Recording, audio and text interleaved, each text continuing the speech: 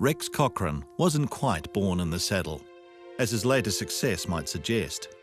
But his preschool days were certainly influential in shaping his professional life. A polio scare and a shortage of teachers in the Depression meant Cochrane was 6 when he started his formal education.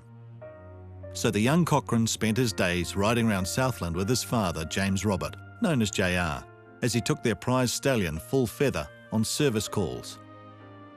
No surprises when, as a 14-year-old, Cochrane chose a racing career and was apprenticed to his father. 32 wins were then recorded on the flat, over fences and in saddle trots. Cochrane enjoyed his rugby as well, playing as a breakaway for the South Island jockeys against the North, before weight issues saw a shift into a training partnership with his father. JR was a successful trainer, twice runner-up in the premiership. The partnership yielded 34 wins before JR died in 1957, 4 days before Cogitation launched Rex on his record-breaking solo career. In the space of a week, Cogitation won the Homeby Steeplechase at Riccarton and the Grand National. Cochrane recalls Cogitation as the best and most versatile horse he trained. Gore became home to the Cochranes in 1934. It was to remain the family and racing base for the next 60 years. Rex was never tempted to more lucrative northern pastures, or saw a need to change his father's successful training methods. In those days, there were about 14 midweek meetings a year in Otago and Southland. That makes the success that Cochrane achieved with mostly Saturday runners in the following decades even more remarkable. The key to Cochrane's success was consistency, the ability to turn out talented gallopers and jumpers year after year.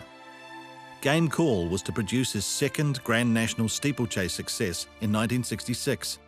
A third came his way with NCO in 1972. He beat the Great Coral by 10 lengths in that race and by 25 lengths in the Lincoln steeplechase. Complementing the big-name jumpers in that era were quality flat performers such as Yip's Secret, Court Bell and Castle Flight. By the end of the 1960s, Cochrane was the leading trainer in the country. The first premiership was won in 1969-70 with 55 winners. He was to make it 3 seasons in a row, the first time it had been done since the 1930s. Identifying and developing riding potential was just as important as finding winners. Cochrane was an excellent mentor of apprentices, with 14 being employed at the stables over the years. Steve Allen and Jim Collett were the most successful. Collett was top apprentice in 1978-79 and the most successful in Southland history, before shifting to even more success in the North Island. Multiple winners on race days were a regular occurrence for the Cochrane stables. The best was 6 at Gore in 1975. He also won 5 races at 2 other meetings. A proud day was claiming the first 3 places in his home event, the 1978 Gore Cup. By 1980, excitement was building around the country as Cochrane approached a New Zealand record. He was already the most successful trainer. It was just a matter of when he reached 1,000 winners. The big day came on July the 12th at Waimate, with a horse called Palamini.